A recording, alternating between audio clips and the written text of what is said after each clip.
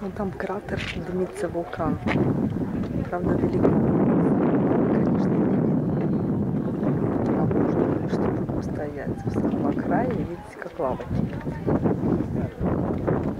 Тут все вот там дальше все эти кратеры старые. Все лавой залито.